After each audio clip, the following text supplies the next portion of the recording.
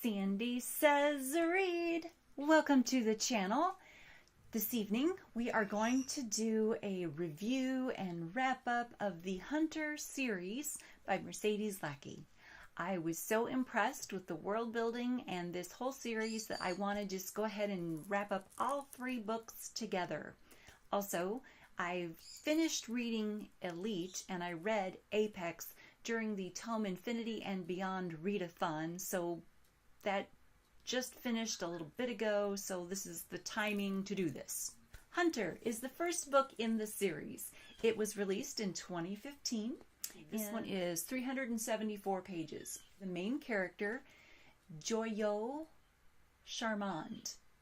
Luckily, she just goes by Joy. Joy is a wonderful main character. She is a teenager. She is strong, independent, courageous. She has magical abilities. In this world, they call it popping powers. They ask questions like, when did you pop powers? She discovered her magical abilities actually early on in life, but for the sake of being a bit clandestine, she's lying to people and telling them that she just popped powers about half a year ago, half a year before our story begins. She also has like martial arts training. She begins the story on a train on her way to Apex City, but she's coming from a mountain and a monastery on the mountain where she has been training and learning how to protect people because she has these powers, and what she's protecting people from is demons and bad beasties that come from the other side. This whole world takes place in our world, but our world in the far future after an apocalyptic event. And I don't know if I'm pronouncing it correctly, but it's the disarray or dice ray. I'm calling it disarray because that just sounds correct to me. This event took place. I'm not exactly clear whether it was like a nuclear war but basically a bad thing happened and now everything takes place in the cities that were left behind, and mostly in Apex City to be specific. Apex is a city on the edge, if you think about it. I mean, Mercedes Lackey has done an awesome job of setting up this city within these barriers. And within these barriers, people are living a life of illusion. I mean, they are deluded. They don't realize that they're just one breach of the barrier away from being overrun by some really bad beasties. But the hunters protect them from that. And Joy is a hunter. She was sent for from the monastery to come to Apex and join the team of hunters that protect Apex and protect the citizens around and in Apex. Her uncle sent for her. Her uncle is the prefect of Apex. He is Uncle Charmand. He has not seen her since she was about 3 or 4 years old. Her parents have passed on. She's been raised by the monks, the masters at the monastery. Her uncle is aware that there are a lot of hunters at the monastery and a lot of hunters there that protect the mountain. But he doesn't share that information with just anyone. And in fact, it's a big secret that there are a lot of hunters at the monastery there on the mountain. They don't want that secret getting out because they don't want to have to send their protectors, their protection to the city. They're sending Joy because they must. Things are heating up in the war against the Othersiders, and there's a lot of danger coming to Apex and to the citizens. There's stuff going on, and they need her. They need someone. She had to go, and she was basically the sacrificial lamb. So her uncle sent for her.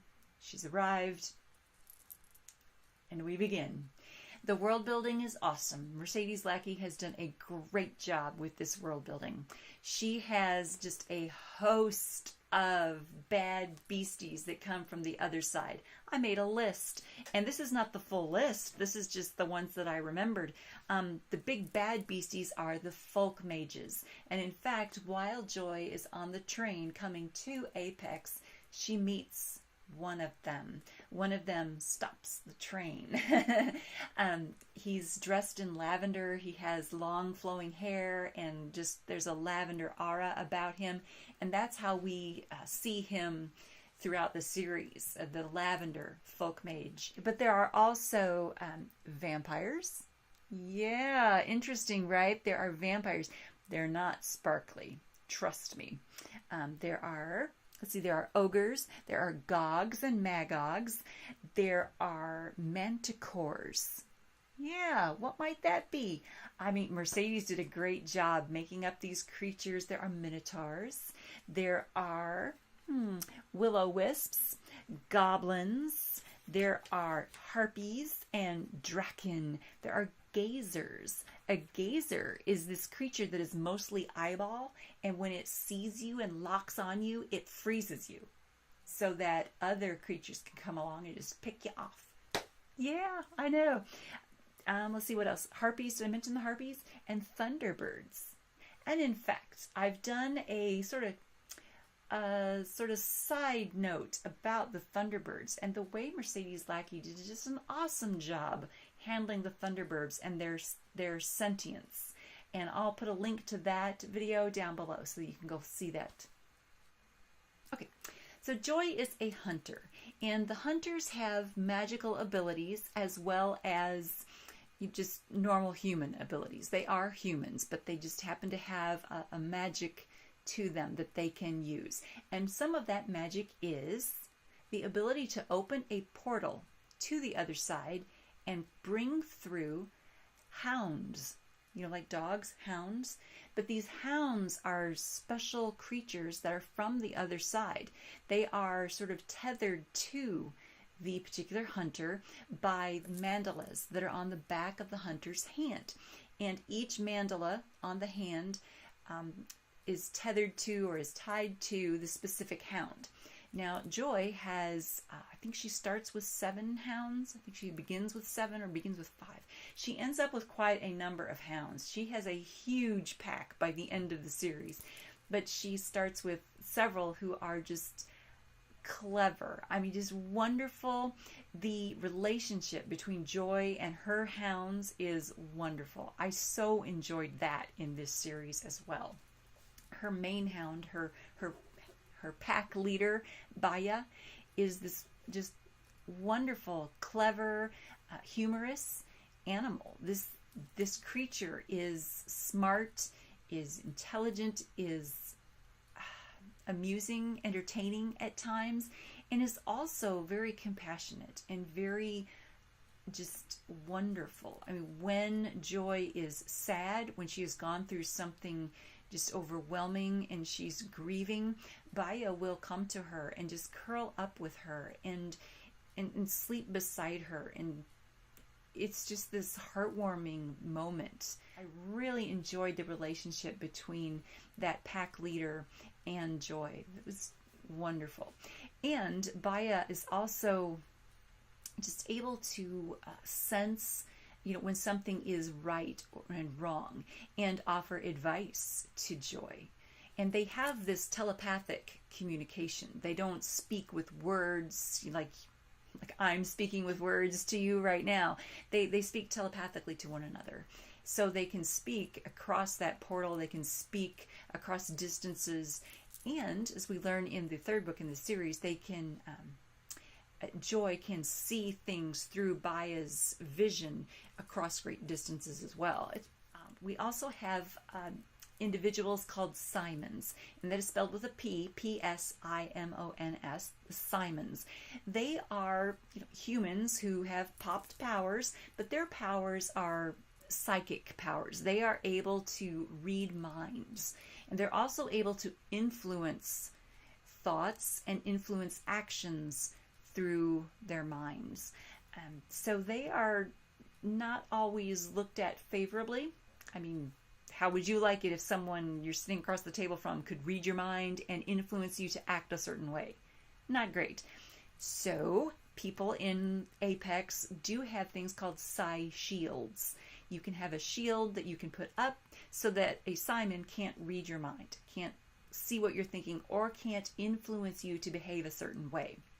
So when Joy arrives in Apex, her uncle, the prefect, gives her a purse gom, which is like a smartwatch that she can wear, and it has a psi shield built into it, and it is a super fabulous psi shield. Okay, it is state of the art because she happens to have a love interest in this story. Of course, his name is Josh, and he is a Simon. But Josh is problematic. I mean, yeah, he's her boyfriend, maybe. Yeah. There's some tension that comes into the story there because Joy doesn't know if she can really trust him or not. Okay. In the hunter's world, each hunter has a video channel. The citizens of Apex like to watch the hunters protecting them. They like to watch their fancy uniforms, their fancy practices, their fancy magic. They like to see the hunters doing their job, going out into the areas around the barriers of the city, taking out trolls, taking out the will-o-wisps, and basically protecting the city. They like to see this, and they rank the hunters according to how well they're doing, how flamboyant they are. And there is one hunter in particular, his name is Ace, who is ranked the highest. Just all the time, he's ranked the highest. And he is an arrogant SOB, okay? And he's got his little pack of people who think he's great, that follow him around. It's like a clique in high school, right? Of course, he thinks that Joy is here to usurp his throne. And he treats her badly. He acts like a bully. And she tries not to antagonize him. Yet everything she does, he sees as antagonizing. In fact, at one point, his younger brother is killed in battle, and he blames Joy for that. So there's so much hostility between the two of them, and Joy can't seem to erase that hostility. So when Joy decides that she would like to go for the elite hunter team, Ace tries to stop that. In fact, he is the one who gives her her final trial for becoming elite, and he cheats because he wants to kill her. Big spoiler is he does not succeed in killing her. Of course, because we have to have the second book. So she becomes an elite. He gets taken off to military camp, so to speak. They bind him and try to keep him in check. During elite, he escapes from that binding, and he is no longer in check. And so we've got a bad guy on the loose. He joins the bad forces from the other worlds. We get introduced to another character who is bad, Abigail Drift. She is sort of in charge of Psi Corps. She's in charge of the Simons. And she's doing some things that are quite questionable with the Simons. Some Simons are ending up dead under her watch. In this second book, we are also introduced to a little bit more of that lavender folk mage that we met on the train in the first book. We're introduced to just some more of the complexities that are going on in Apex. We're introduced to some more of the sort of dangers that Joy is in. Someone is out to take her out so that they can get at her uncle, the prefect. There's a lot of political manipulations going on behind the scenes, and Joy's kind of smack in the middle of it. It's wonderful world building. I'm telling you, Mercedes did an excellent job with this. I was so pleased with it. Now here is something that I was a little disappointed in the third book, because the setup is here. The setup for something awesome is starting in Hunter, and it's carried on in Elite. There is a character named Mark Knight, and he is what Mercedes calls a Christer. There are Christians in this world, but they're called Christers, and every one of them is basically made fun of. They're basically frowned upon. Everyone looks at them as idiots, basically, and they're mocked for their religion and their beliefs. And Joy is quite prejudiced against them, which is a shame, because she's such a strong character, she's such an intelligent character, that it seemed a shame that she would have this prejudice.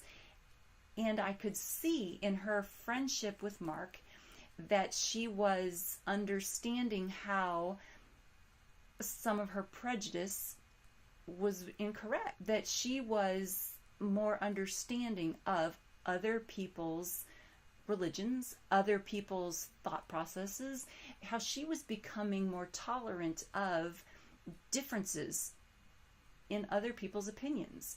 I could see that building in her. And in Elite, Mark, who is a hunter when we first meet him, goes for elite status. He passes his trials, and because he does that, he is able to get his girlfriend Jessie to come to Apex and marry him.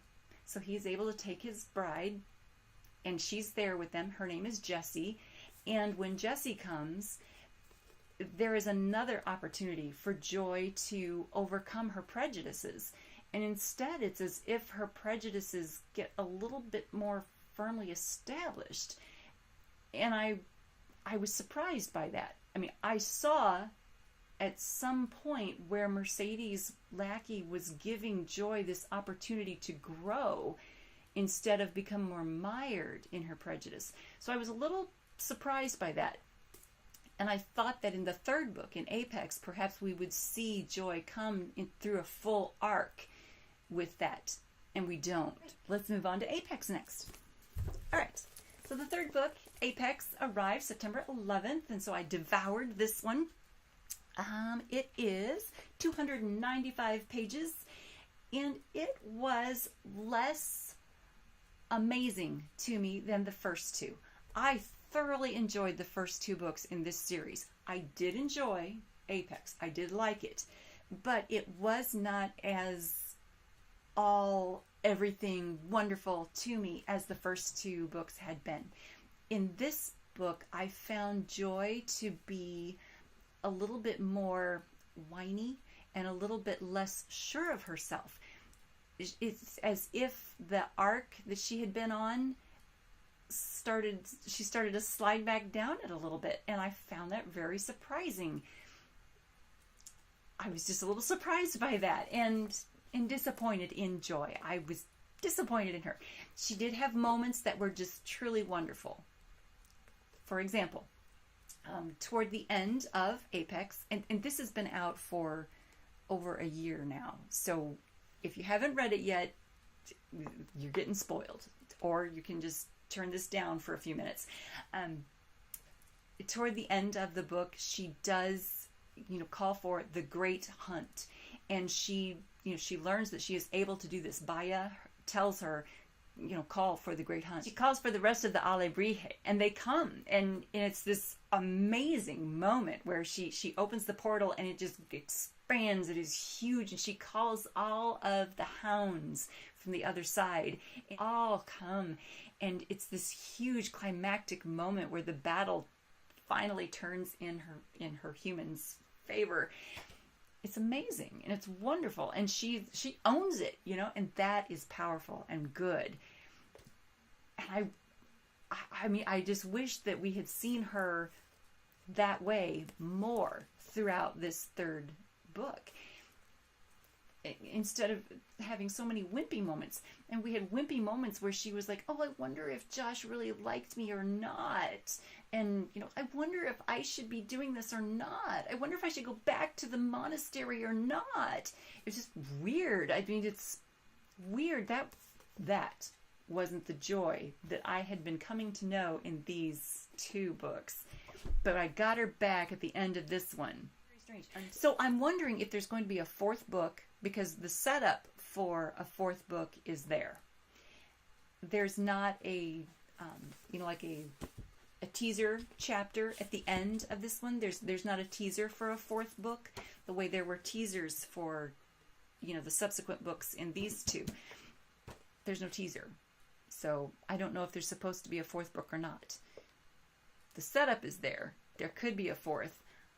I hope that if there is a fourth book, I hope that Joy gets back on that arc to being a strong heroine the way I thought she was going to be. And I hope that she gets past her prejudice and she learns full tolerance for all. I hope that she becomes that awesome heroine that I know she can be. I know she can be. Yeah, this was a good series. Good writing, good flow, good information, good. The use of the hunters' channels, you know, gave that throwback to like the Hunger Games feel without being the Hunger Games. You know what I'm saying? That was interesting. That was intriguing.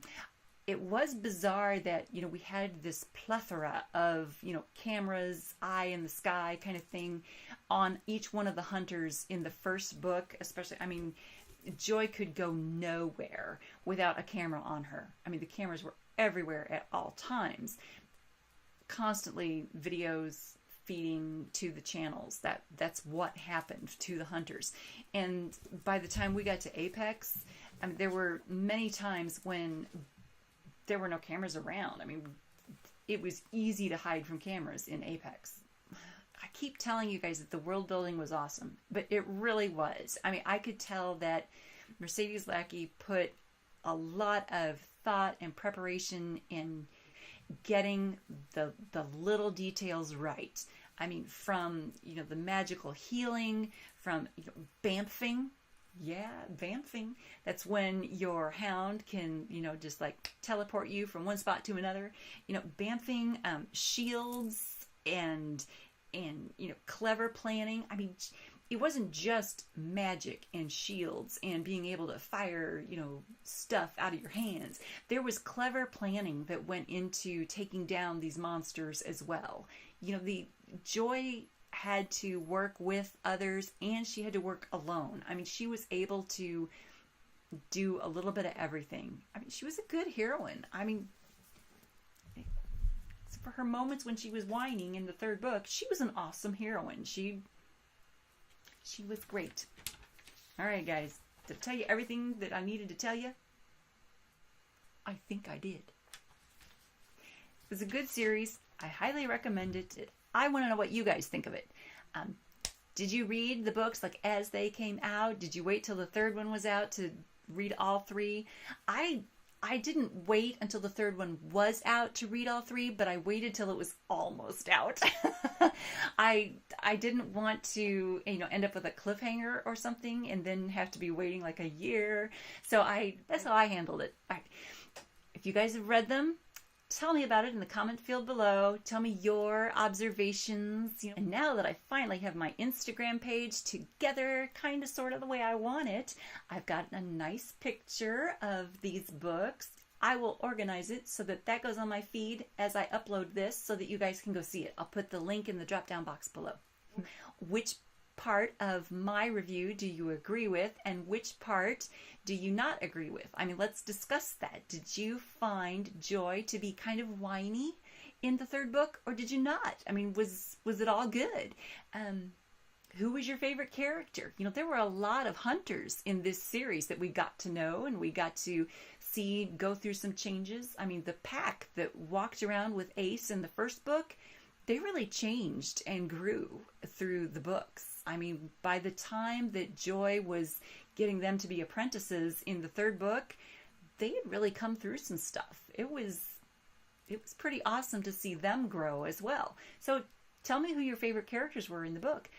Let's chat about it in the comment field below. And I think that's all for now. Give this video a thumbs up because the Hunter series is great. Subscribe to the channel, click the bell icon so that you'll know each time I update something, and thank you so much.